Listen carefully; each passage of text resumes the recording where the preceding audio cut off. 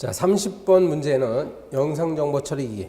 물론 작년 시험에 40점짜리로 나오긴 했습니다.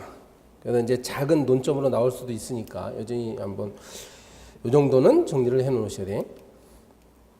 1번 설치 장소의 제한. 자, 이렇게 생각하시면 돼요. 영상정보 처리기기, 즉 CCTV는 원칙적으로 함부로 설치를 하면 안 되는 것이 원칙이죠. 오히려, 그지?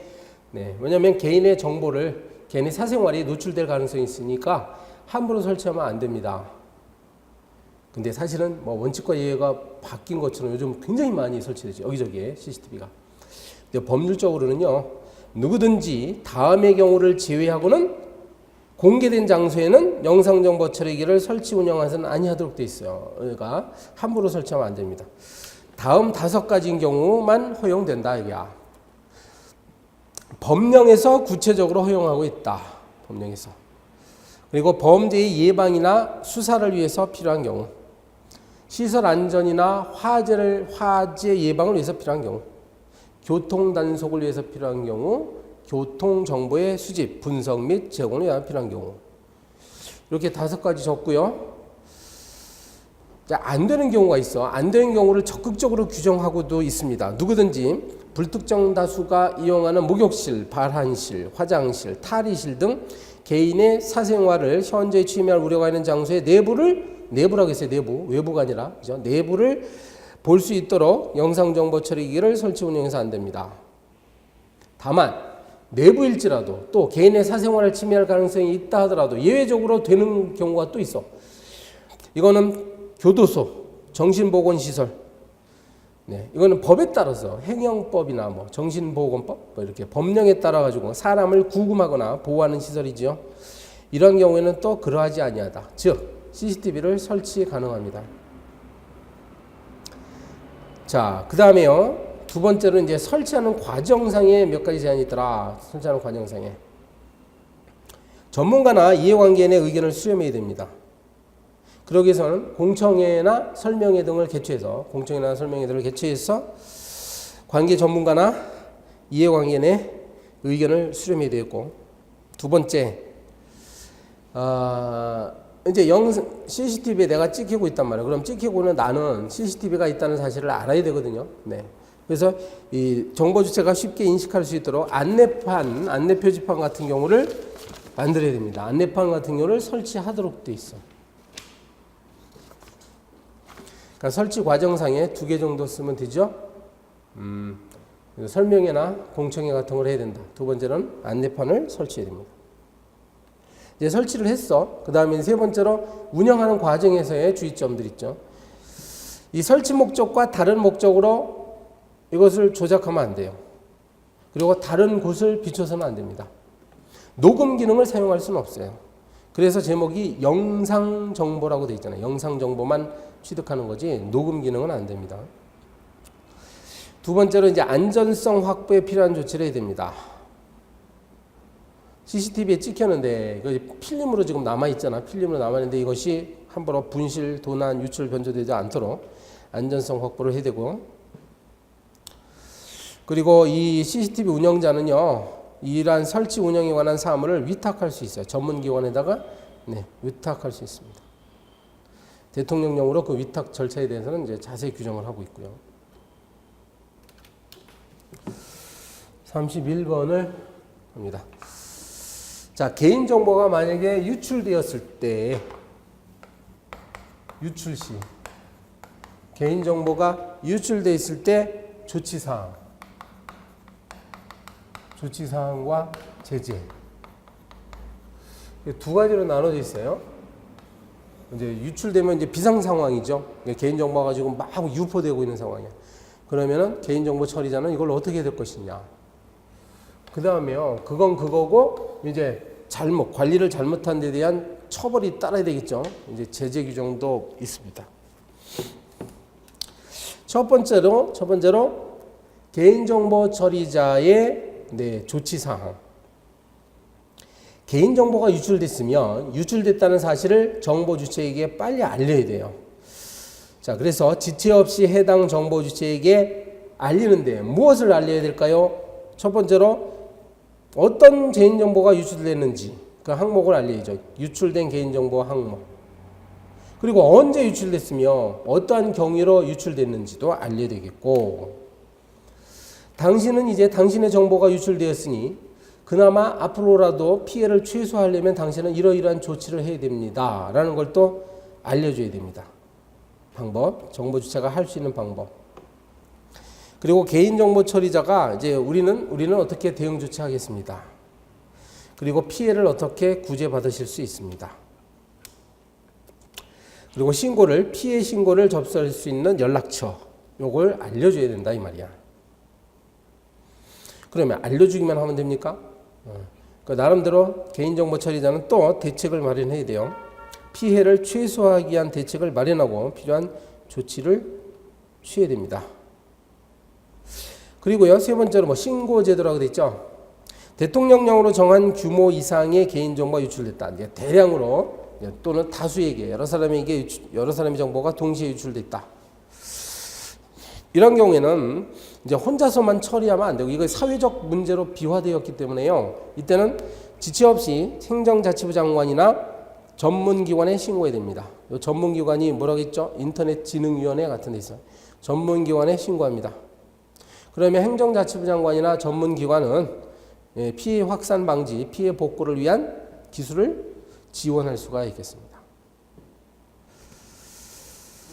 자, 이제 두 번째로 개인정보 유출에 따른 제재를 또 받을 수밖에 없죠. 잘못했으니까. 요 제재 부분은 크게 나눠보면 국가가 내리는 어떤 대가가 있어요. 국가가 취하는 제재가 있고, 그리고 정보 주체 있죠. 피해를 입은 정보 주체에 대해서 책임져야 되는 부분이 있습니다. 첫 번째로 국가에 대해서는 어떤 책임을 져야 되느냐? 과징금을 내야 돼요. 과징금. 행정자치부 장관은 주민번호가 분실, 도난, 유출, 변조 또는 훼손된 경우에는 5억 원 이하의 과징금을 부과 징수할 수 있습니다. 과징금 제도가 뭐죠? 과징금. 네.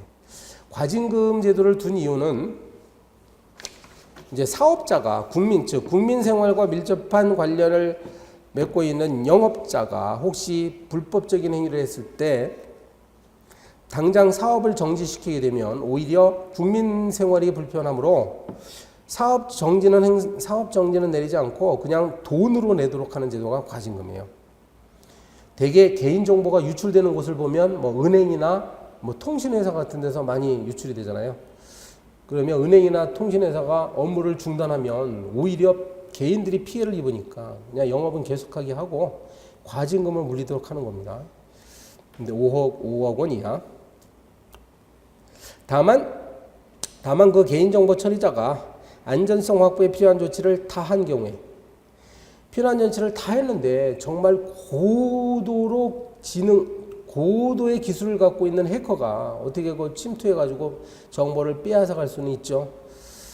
이렇게 개인정보 처리자의 잘못으로 돌릴 수 없을 때에는 과징금은 내지 않아도 됩니다. 그 다음에 두 번째로 정보 주체가 이제 청구할 수 있는 게 바로 손해배상 청구죠. 손해배상 청구.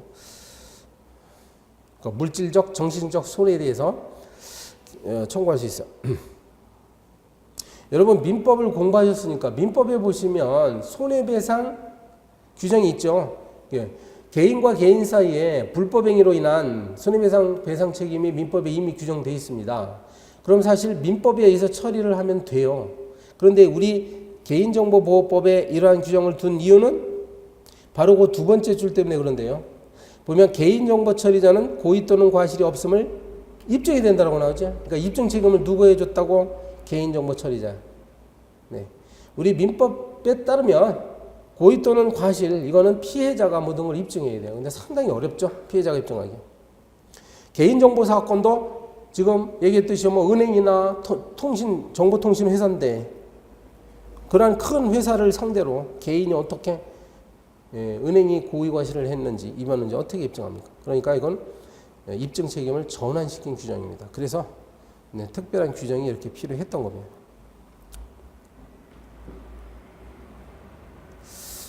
32번 개인정보 분쟁조정위원회의 일반적인 분쟁조정 절차를 설명하시오. 네, 개인정보 분쟁조정위원회.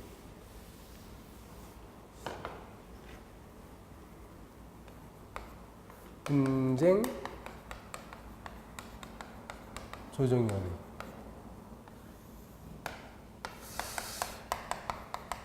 사실 궁극적으로 민사법원에다가 소송을 제기하면 됩니다.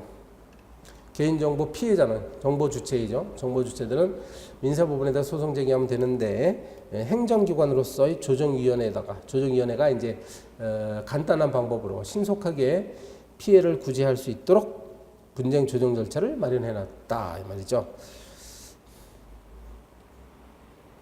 그럼 이제 이건 어떻게 처리되겠어요? 피해를 본 당사자가 분쟁조정위원회에다가 이제 조정해 주세요라고 신청을 하죠. 그럼 일정 기간 내에 분쟁조정위원회가 조정안을 내놓는 거야. 조정안. 이렇게 했으면 좋겠다. 조정안을 양쪽에 받아들이면 되죠. 네. 근데 이제 받아들이지 못하면 소송으로 갈 수밖에 없습니다. 네, 이 문제는 이제 구체적인 분쟁 조정 절차를 한번 써봐라 이건데, 첫 번째로 조정을 신청하는 단계예요. 이제 분쟁이 발생했어. 그럼 분쟁의 조정을 원하는 자가 분쟁조정위원회에다가 분쟁조정을 신청합니다. 그러니까 양쪽에서 이렇게 신청할 수도 있겠고 어느 한쪽에서만 신청할 수 있겠죠. 그러니까 어느 한쪽에서만 신청을 하게 되면 분쟁조정위원회는 그러한 신청 사실이 있다는 것을 상대방에게 알려야 돼요. 상대방에게 알려야 합니다. 두 번째, 처리기간. 분쟁조정위원회는 신청을 받게 되면, 조정 신청받게 되면 60일 이내에 심사해서 조정안을 만들어야 돼요. 60일 이내에. 네. 연장할 수도 있고. 자, 3번. 이제 신청을 딱 받아보니까 뭐 신청 내용만 갖고는 잘 모르겠어. 그러니까 좀 더 자세한 정보가 필요하겠죠. 그때는 분쟁조정위원회 세 번째, 자료의 요청. 자, 분쟁조정위원회는요, 그 당사자에게요, 필요한 자료를 제출하도록 요구할 수 있어. 그럼 분쟁 당사자는 정당한 사유가 없으면 그 자료를 제출해야 되고요. 그리고 필요한 경우에는 분쟁 당사자나 참고인을 위원회에 출석하도록 해서 의견을 청취할 수가 있습니다. 그 다음에 4번 보면 조정 전 합의 권고 제도도 있습니다. 조정까지 꼭 가지 않더라도 당신들 말이야, 이렇게 좀 합의를 하면 어떠냐. 여러분, 조정이라는 건 분쟁조정위원회가 내놓는 안이에요. 근데 그 전에 당사자끼리 다시 한번 마지막으로 합의를 유도하는 절차도 있습니다. 그게 바로 조정 전 합의 권고 제도야. 근데 권고를 해도 이 사람들이 합의를 할 생각을 안 하니까 결국은 이제 조정으로 가야죠. 그래서 5번째가 분쟁의 조정. 분쟁조정위원회는 조정안을 작성할 수 있는데 그 조정의 내용, 구체적인 내용을 보면 다음과 같은 것들이 있더라. 이제 어떤 행위를 중지하는 내용으로 조정할 수 있습니다. 지금 우리가 개인정보 사건이니까 개인정보 처리를 중지하는 내용으로 조정한다. 두 번째로 원상회복하도록 한다, 손해배상한다, 기타 필요한 구제조치를 하는 것으로 한다. 그 다음에 사고 재발을 방지하기 위해 필요한 조치, 재발 방지 조치, 이런 것들을 포함하는 조정안을 만듭니다. 그래서 이제 당사자에게 제시하겠죠. 그러면 제시받은 당사자는 15일 이내에 조정안에 대해서 뭔가 가부를 밝게 돼요. 이거 받아들일 것인가 말 것인가. 만약에 15일 이내에 아무 이야기 안 하고 가만히 있으면 이거는 수락한 걸까요? 거부한 걸까요? 바로 거부한 거로 처리가 되겠죠. 가만히 있는다는 얘기는 마음에 안 든다는 얘기잖아. 그러니까 이거는 거부한 거지. 그래서 거부한 것입니다. 만약에 다행히도 당사자가 조정 내용을 수락하면 분쟁조정위원회는 이제 조정서를 만듭니다. 문서를 만들어 가지고 거기에 당사자가 기명 날인하도록 해놓고, 이 조정서의 효력은 재판상 화해와 동일한 효력이다. 재판상 화해라고 돼 있어요. 그러면요, 민사소송법상 재판이 확정된 것으로 간주가 됩니다. 법적 분쟁이 발생했을 때 당사자끼리 화해를 해서 화해했다는 사실을 법관 앞에서 진술을 하게 되면 이것은 확정 판결과 똑같은 효력이 나와. 이 말은 기판력이 발생해서 이제 동일한 사건을 가지고 누구도 소송을 제기할 수가 없습니다. 그 뜻이에요. 자, 그 다음에 6번은 조정을 거부하거나 중지한다는 얘기가 나오는데, 이게 조정신청서를 받아보니까 이건 뭐 성질상 우리 분쟁조정위원회가 처리할 사안이 아니라고 생각되거나, 아니면 어떤 부정한 목적을 가지고 조정이 신청되었다고 한다면 분쟁조정제도를 남용하는 것이니까 이때는 받아들이지 않습니다. 거부할 수 있어. 그리고요, 분쟁조정이 한창인데 당사자 중에 한쪽에서 혹시 민사법원에다가 소송을 제기하게 되면 이거 진행할 이유가 없죠. 왜냐하면 법률적으로 법원에서의 결정이 최종적인 것이야. 뭐 분쟁 조정에서 아무리 해봐야 이제 법원에서 결정이 나면 그걸 따를 수밖에 없으니까 일단 조정의 처리를 중지합니다. 조정의 처리를 중지하고 이를 당사자에게 알려야 된다.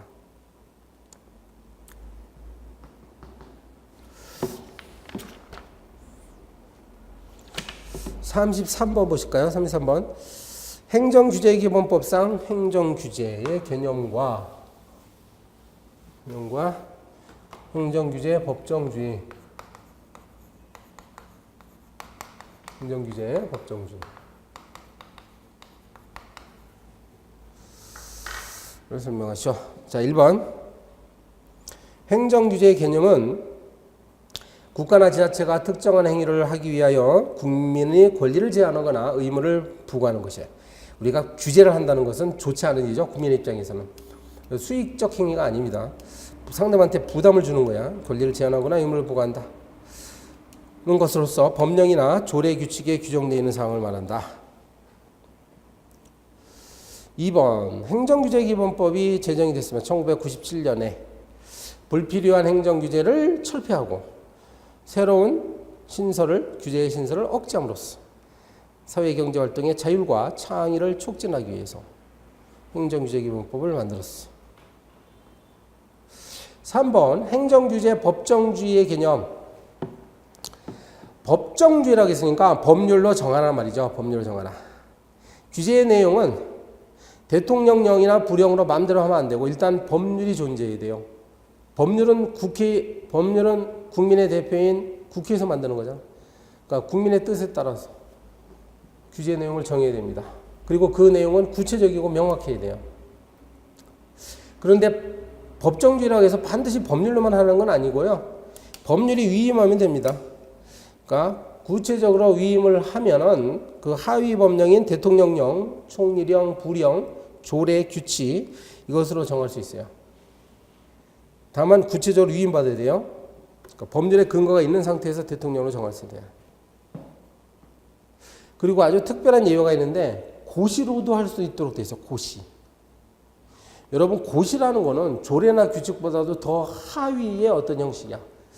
우리 행정법에서는 그걸 행정규칙이라고 하죠. 행정규칙.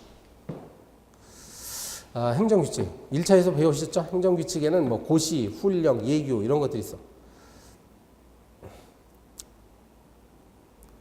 자, 우리 행정규제 기본법 제 몇 조에는 이렇게 써 있어요. 전문적, 기술적 사항이나 경미한 사항으로서 업무의 성질상 위임이 불가피한 사항에 대해서는 구체적으로 범위를 정해서 위임하면 고시 등으로 정할 수 있습니다. 자, 다시 정리하면 법률로 정하는 게 원칙이죠. 그렇지만 법률이 하위 법령인 대통령령, 총리령, 부령, 조례, 규칙에다가 위임하면 구체적 범위를 정해서 위임하면 또 가능해요. 또 전문적이고 기술적이고 경미한 사항으로서 성질상 위임이 불가피하다. 그러면 고시의 형태로도 할 수가 있다 이거야. 이 문제가 만약에 행정규제 법정주의라고 나오면 뭐 법률 얘기만 하고 나면 더 이상 할 말이 없죠. 그러면 뭐 점수가 좋을 리가 없습니다. 그래서 지금 법률이 아니라 하위 법령으로도 위임하면 가능하다는 거 꼭 쓰셔야 돼요. 자, 괄호 3번에 보면 행정기관은 법률에 근거하지 아니한 규제로 국민의 권리를 제한하거나 의무를 부과할 수 없다. 이게 바로 규제 법정주의예요.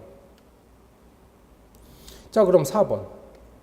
행정규제 법정주의 위반하면 어떻게 될까요? 위반하면 만약에 어떤 법률이 위반했다 그러면은 이거는 헌법재판소의 위헌법률 심판의 대상이 되고, 명령이나 처분, 명령이나 규칙 처분이 위반했다 그러면 법원에서 하는 명령 규칙 처분 심사 제도가 있어. 네, 여기에 의해서 통제가 됩니다. 만약에 이렇게 잘못된 위법한 또는 위법적인 또는 위헌적인 법령에 의해서, 법령의 근거에서 처분이 행정처분이 이루어지면 그 행정처분은 다시 또 항고소송의 대상이 됩니다. 즉 행정소송의 대상이 됩니다.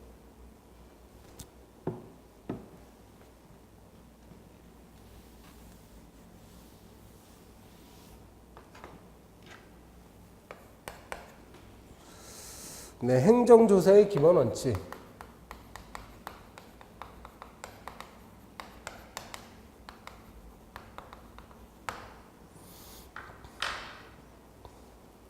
이런 것도 출제될 수 있죠. 행정조사의 개념을 먼저 밝혀주시고요. 첫 번째 항목에 행정기관이 정책 결정하거나 직무를 수행하는 데 필요한 정보나 자료를 수집하기 위한 행위를 말합니다. 행정조사예요. 이제 여러 가지 방법으로 조사를 할 수 있죠. 두 번째, 제가 행정조사 기본 원칙이 왜 필요할까? 행정조사가 국민에게 갖고 있는 의미가 있어. 국민의 사생활의 비밀과 관련이 됩니다. 행정조사 하다 보면. 그리고 개인의 자기정보 보호권, 자기결정권. 개인의 정보는 내가 결정한다. 정보상 자기결정권. 정보상 자기결정권은 우리 판례에 따르면 이거는 헌법이 보장하고 있는 기본권이에요. 헌법이 명시되어 있지 않지만 나의 정보는 내가 관리하고 처분한다. 네, 이것은 기본권이죠. 국민으로서. 따라서 기본 원칙이 중요하다 이거야. 자, 기본 원칙 첫 번째로 비례성의 원칙. 행정조사는 조사 목적을 달성하는 데 필요한 최선의 범위 내에서만 해야 됩니다. 그리고 조사 목적을 넘어서서 남용하면 안 되겠습니다. 두 번째로 조사 목적 부합의 원칙. 조사 대상자를 선정할 때 목적에 부합한 대상자를 공정하게 잘 선정해야 돼. 세 번째, 중복 조사 금지 원칙. 동일하거나 유사한 사안에 대해서 여러 기관이 반복적으로 조사하면 안 됩니다. 공동조사 하도록 돼 있어. 예방 위주의 조사 원칙이 나오는데 행정조사를 하는 이유는 상대방을 처벌하기 위해서가 하는 게 아니에요. 오히려 국민들로 하여금 법령을 준수하도록 유도하기 위해서 행정조사하는 거지. 왜 그렇죠? 행정조사는 제도가 있음으로써 사람들은 조심하게 돼 있어요. 언제고 행정기관이 나와서 나의 생활, 나의 어떤 그 문제들에 대해서 조사할 가능성이 있으면 위법한 행위를 저지르지 않도록 평소에 주의를 하겠죠. 자, 그 다음에 비밀 누설의 원칙. 조사하는 과정에서 얻게 된 비밀은 당연히 누설하면 안 된다는 얘기고요. 조사 목적 이용의 이용급니다. 원래 그 조사하기로 한 목적 이외에 사용하거나 아니면 타인에게 함부로 제공하거나 하면 안 되겠습니다.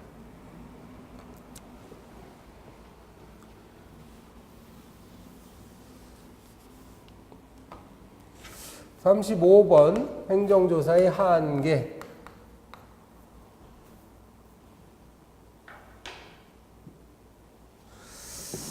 여기는 크게 실제법상 한계와 절차법상 한계로 나눠져 있네요. 실제법상 한계. 행정법의 일반 원칙에 따라야 된다. 일반 원칙, 비례 원칙, 평등 원칙. 여기 보충성의 원칙으로 써놨는데 행정조사를 우선시하면 안 되고 최후의 수단으로서 하라는 얘기예요. 두 번째는 행정사의 기본 원칙이라고 작은 제목으로 하는데 이건 바로 앞에 34번 문제 나왔던 걸 압축해가지고 쓰면 됩니다. 자, 절차법상 한계가 있어. 영장주의 한계. 원래 영장제도는 형사소송 절차에서 검사가 신청해서 법관이 발부하는 것이 체포, 구속, 압수수색 영장이 있죠. 그러면 공무원들이 행정조사를 할 때도 영장을 발부받아야 돼요. 그래서 견해가 대립한다 쓰면 됩니다. 견해가 대립한다. 두 번째로 진술거부권. 원래 진술거부권은 묵비권이라고도 함으로써 형사상 자기에게 불리한 처벌이 날 것이 우려되면 진술을 거부할 수 있는 거지.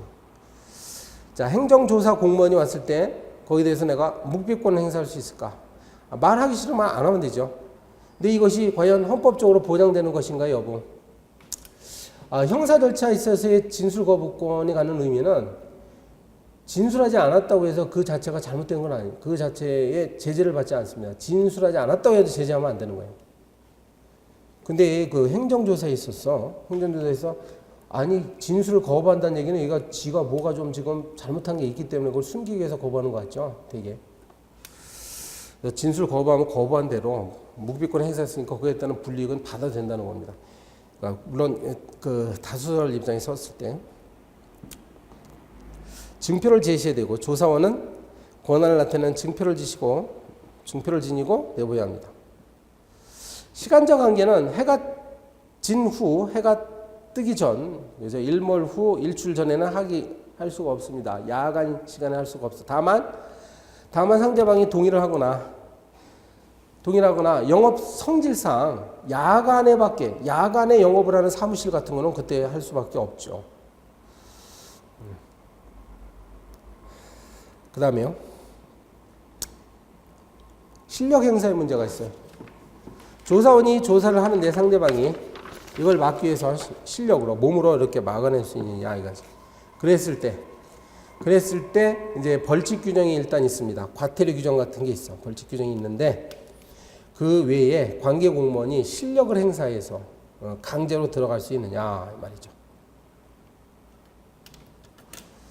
참고로 그 채권자가 채무자의 재산에 대해서 강제 집행할 때 민법 시간에 여러분 배운 거예요. 강제 집행할 때 이제 유체동산 같은 거, 유체동산 강제 집행할 수 있어요. 압류할 수 있는데 유체동산의 주인이 막더라도요. 법원 공무원들은 강제로 문을 따고 들어가서 압류 딱지를 붙일 수 있어요. 이렇게 실력을 행사할 수 있단 말이에요.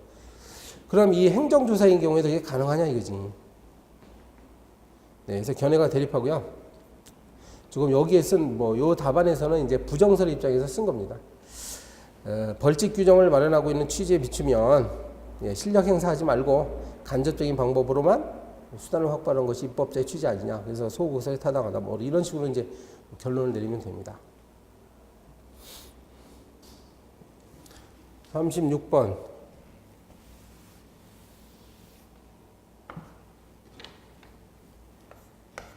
행정조사의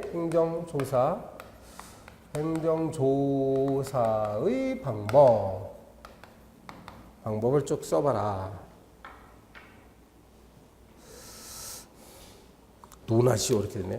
자, 1번 일반적인 수단이 여러 가지가 있습니다. 첫 번째로 이제 출석 요구권, 진술 요구권. 출석하시오. 우리 나오셔. 구청에 나오셔. 이렇게 요구할 수 있어요. 일시와 장소, 그다음에 출석 요구의 취지, 왜 요구하는지, 그리고 출석해서 진술해야 될 내용, 제출해야 되는 자료, 출석하지 않았을 때의 제재, 이런 것들을 담고 있는 출석 요구서라는 것을 발송하도록 되어 있어요. 7일 전에 출석 요구서 발송하고요. 이때 이제 그 조사 대상자는 출석 일시가 그때 내가 뭐 무지 바쁘다 이럴 때는 이제 출석 일시를 변경해 줄 것을 신청할 수 있습니다. 두 번째 방법으로 보고 요구와 자료 제출 요구도 있어. 보고하시오 이거죠. 그래서 언제 어디에다가 보고하라. 조사 목적과 범위, 보고 내용, 보고를 거부했을 때 제재 등을 담고 있는 보고 요구서라는 것을 이제 발송합니다. 그리고 자료 제출 요구서라는 거 발송할 수 있어요. 장부나 서류, 기타 그 밖의 자료를 제출하도록 요구합니다. 제출 기간, 요청 사유, 제출 서류, 반환 여부, 제출 거부에 대한 제재 등등 담은 자료 제출 요구서 발송합니다. 세 번째 방법이 현장 조사예요. 가택이나 사무실, 영업장 등의 조사원이 직접 가서 조사하는 거다. 이때도요, 미리 현장 출입 조사서라는 걸 미리 보내야 됩니다. 현장 출입 조사서. 이 안에는 조사 목적, 조사 기간 장소, 조사원 성명직위, 조사 범위와 내용, 제출 자료, 거부, 제출 자료, 그 다음에 조사 거부할 때 제재 등이 있습니다. 현장 조사에서는 좀 특별한 내용이 나오죠. 거기 해가 뜨기 전이나 해가 진 뒤, 일몰 시간대는 할 수 없는 것이 원칙이다. 다만 조사자가 동의하거나 아니면 사무실이나 사업장의 업무 시간이 만약에 야간밖에 없다. 그리고 낮에 할 때는 조사 목적을 달성하기 어려울 때. 자, 현장 조사를 하는 조사원은 그 권한을 나타내는 증표를 지니고 상대방에게 내보여야 합니다. 다음 네 번째로 이제 시료 채취 방법이 있어요. 시료 채취. 샘플을 채취하는 거지. 그 상대방의 경제 활동을 방해하지 않는 범위 내에서는 최소한도로 해야 된다. 가령 상대방이 막 물품을 보관하거나 물품을 유통하는 사업자인데 그 물품 한 90%를 전부 다 그냥 샘플로 뽑아가지고 가면 안 돼. 중요한 어떤 기계를 샘플로 가져가면 안 돼요. 그렇지? 만일 시료 채취로 상대방에게 피해를 입히면 손실을 입히면 그 손실을 보상하도록 되어 있습니다. 다섯 번째로 자료 등 영치 방법이 있다. 영치라는 것은 원래 어떤 물건의 소유자로부터 그 물건을 공간적으로 분리시키는 행위로 영치해요. 뭐 경찰관서 같은 데로 가져가 버리는 것이죠. 영치. 조사원이 현장 조사 중에 자료, 서류, 물건 등을 영치할 때는 조사 대상자나 대리인을 입회시켜야 됩니다. 그 대상자가 알고 있어야 되니까 입회시키고, 그리고 만일 이 물건을 영치하게 되면 그 조사 대상자가 생활이나 영업이 불가능하게 된다. 아주 중요한 핵심 부품을 영치하게 되면 이런 일이 벌어지죠. 이때는 사진으로 남길 수 있어요. 사진을 촬영해가지고 가져가거나 아니면 사본을 작성하는 방법 등으로 영치에 가름할 수 있습니다. 요게 일반적인 조사 방법이라고 해가지고 일반적 수단이라고 해가지고 쭉 쓰면 되고, 두 번째로 뭐 정보통신수단을 통한 행정조사라고 돼 있죠. 2번. 네, 인터넷과 같은 정보통신망을 이용해서 자료 제출들을 하게 할 수 있습니다. 네, 뭐 우편으로 직접 문서로 보낼 게 아니라 요즘은 편리하죠. 파일로 만들어가지고 파일로 전환시켜가지고 자료로 인터넷으로 제출하게 하면 돼. 이때는 정보통신만 이야기가 나오면 항상 이게 자료가 유출될 가능성이 있다는 그런 점을 썼으면 되겠습니다. 자, 공동조사 방법 나오죠. 공동조사. 어떤 행정기관에 두 개의 부서 이상이 연관돼 있다. 이 업무와 연관돼 있다고 한다면 공동조사 해야 됩니다. 또는 서로 다른 행정기관이 동일한 조사 대상자에게 조사를 실시할 때도 또 역시 공동조사를 해야 된다. 4번 중복조사의 제한. 동일한 사안에 대해서 동일한 조사 대상자를 재조사하면 안 됩니다. 한번 끝났는데 다음 날에 가서 또 조사하고 그러면 안 돼요. 중복조사 제한.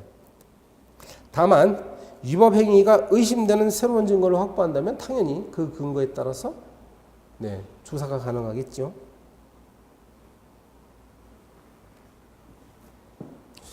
자, 37번. 행정조사의 사전 통지와 연기 신청.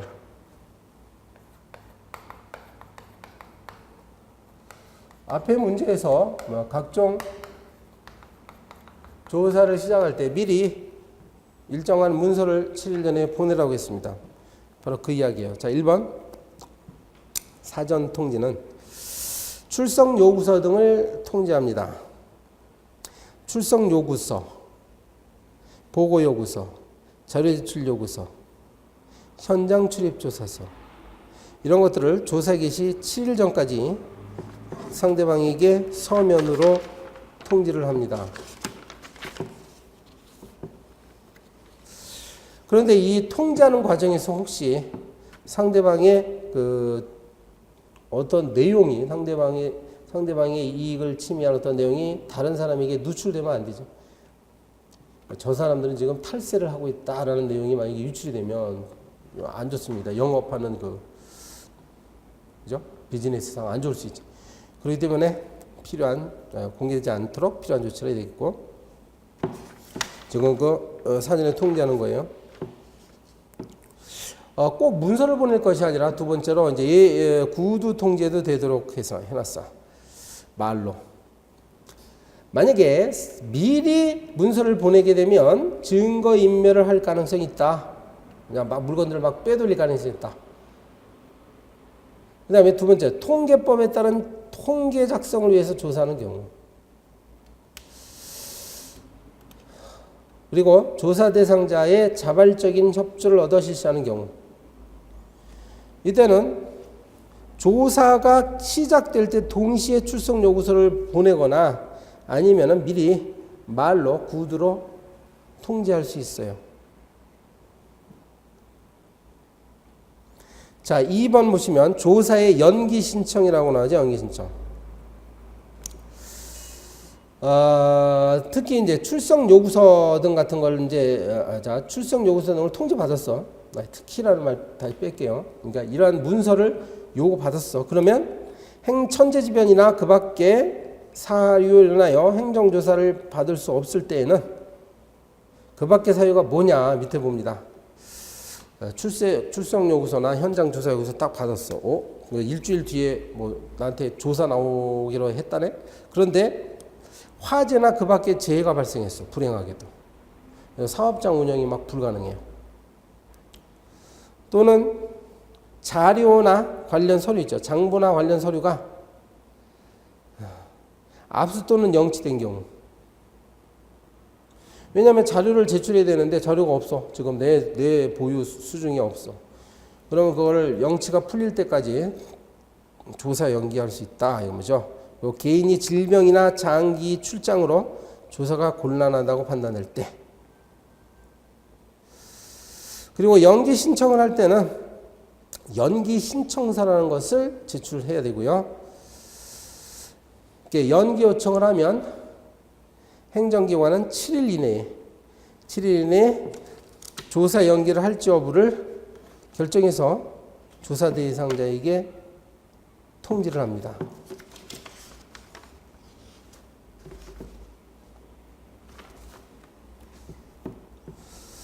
자, 38번을 좀 볼까요? 행정청의 과태료 부과 절차와 징수 절차. 이 38번하고 39번 이런 것들은 같이 연결시켜서 잘 학습을 하셔야 돼요.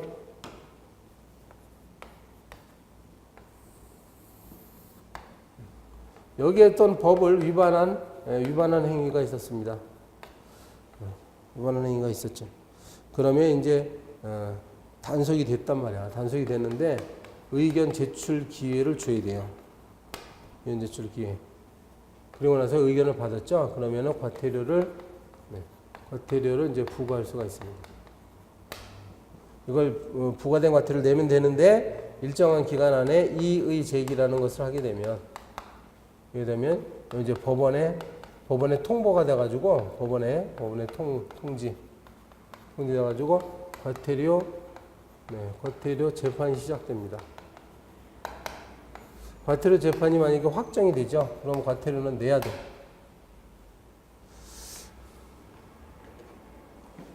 어떤 일정한 법 위반 행위가 있죠. 이때로부터 과태료 부과는 5년이 제척 기간이에요.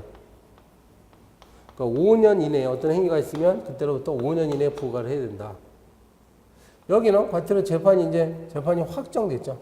확정일로부터 5년 이내에 이것을 징수해야 됩니다. 이걸 이제 소멸시효라고 얘기하죠.